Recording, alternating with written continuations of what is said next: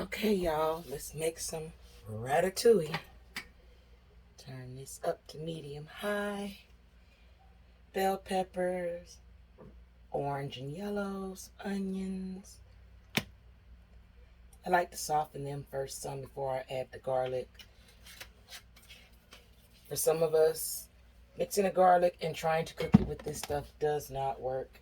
And yes, I am one of those people where that does not work.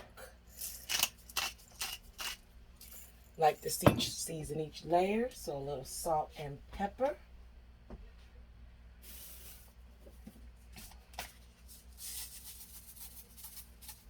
Doesn't take much, just a little bit, because you're going to be seasoning each layer.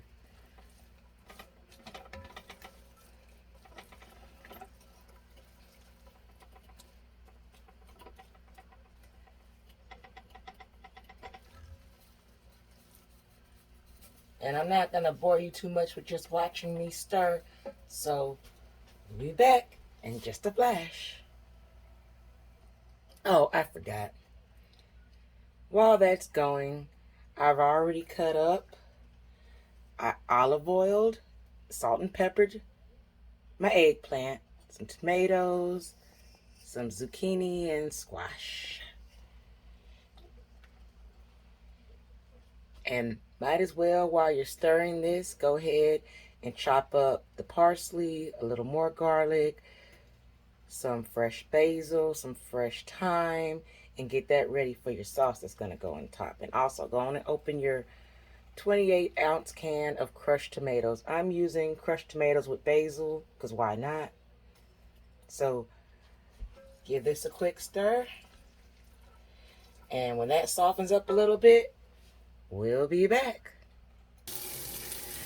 Okay, fast forward. It's been about 8 minutes, give or take. And I'm cooking this on a little bit over medium. Not quite to medium high. We'll add in this nice garlic.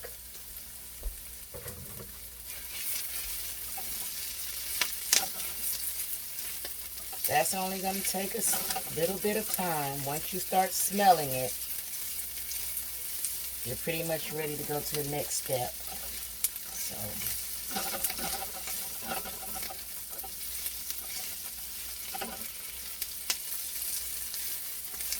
now I keep it moving. Like I say, I'm a habitual garlic burner, so don't want to do that.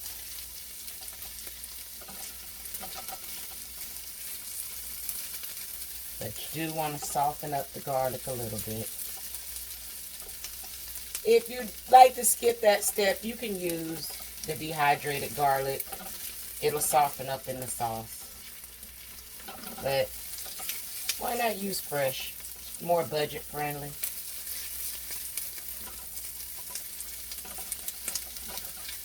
I feel it goes better in a lot more dishes.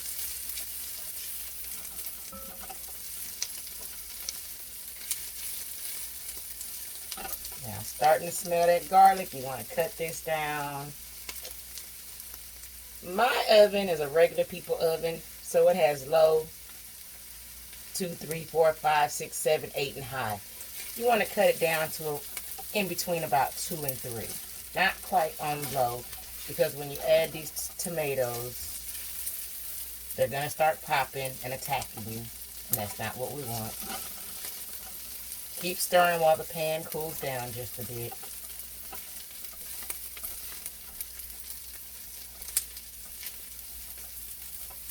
There we go. You hear the sizzling slowing down? The pan's cooling. Now we can add our crushed tomatoes.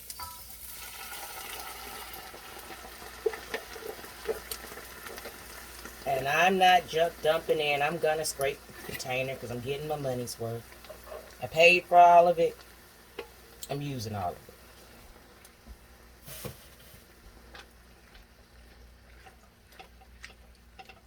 Now, right here is a crucial point to just keep stirring until your pan kind of cools down some.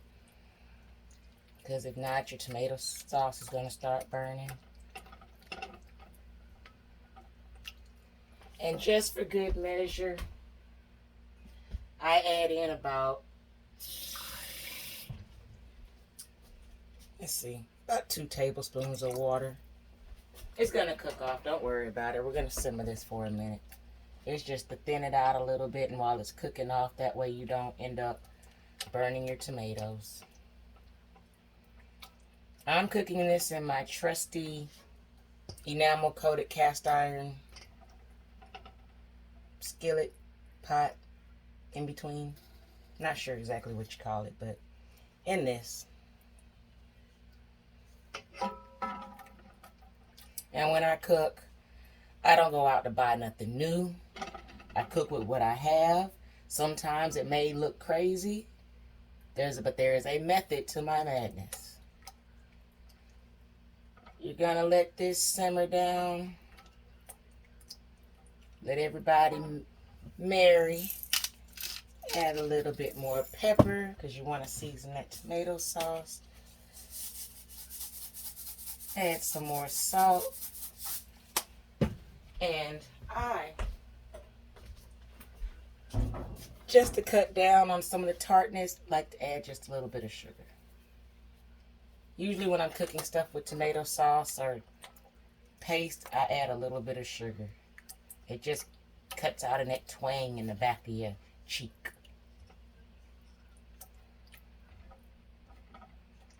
Now we're going to let this simmer down.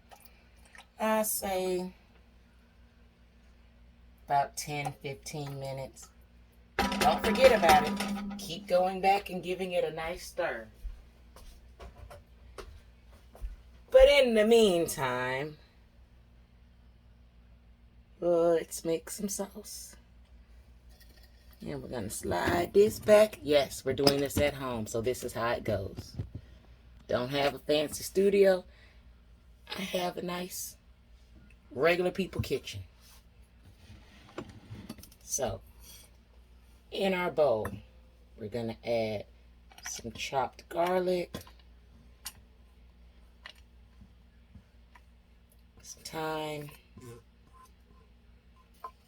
some fresh chopped parsley. I used Italian flat leaf because that's what I had.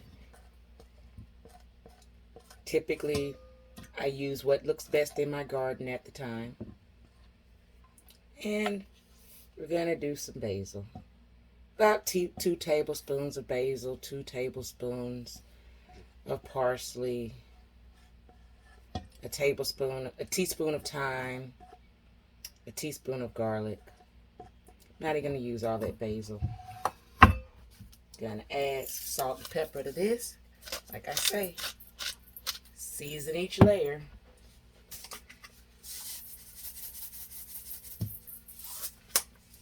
And our handy dandy trusty olive oil. I say about 4 tablespoons, but you want it to be like a nice paste, so maybe more, maybe less. We'll see in a minute.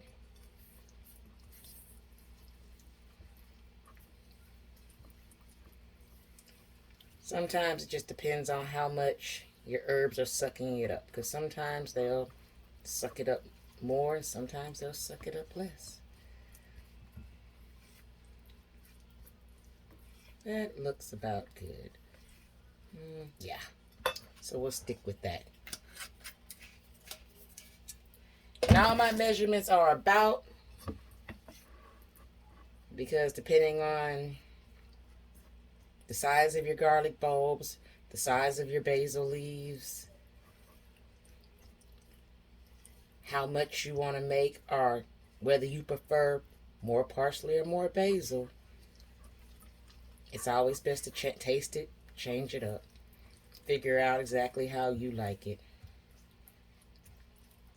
Well, alrighty. We'll be back in about,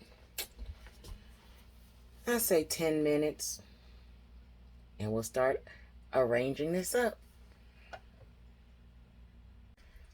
Now back to juicing with Jazzy. We're going to cut this heat off and add the rest of that basil that was left over. You don't need much considering there was basil in the tomato puree. Stir it up. And gonna smooth it all out.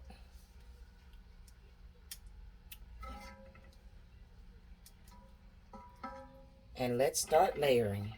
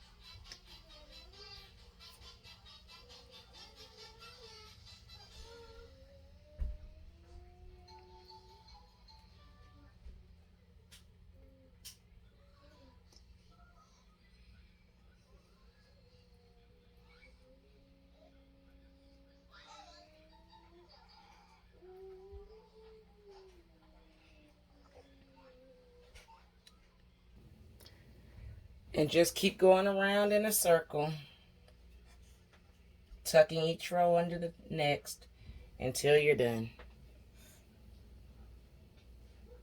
Now the leftover vegetables, I just put them on a sheet pan, salt and pepper, little olive oil, mix them up, or you can use some of your special house seasoning, which is just little garlic powder, onion powder, salt, pepper, paprika, and we're just gonna put a little salt.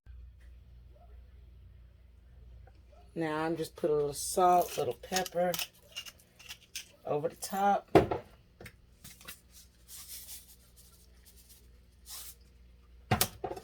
This nice herbs that we mixed together earlier.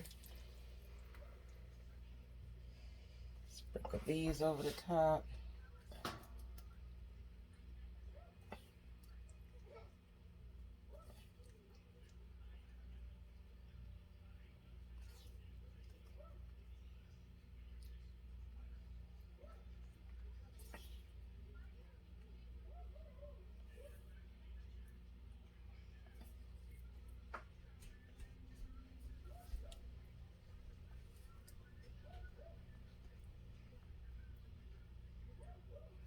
Spread it out.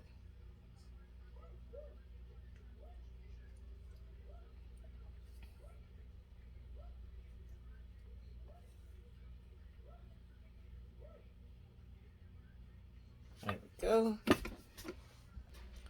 Put some aluminum foil over the top.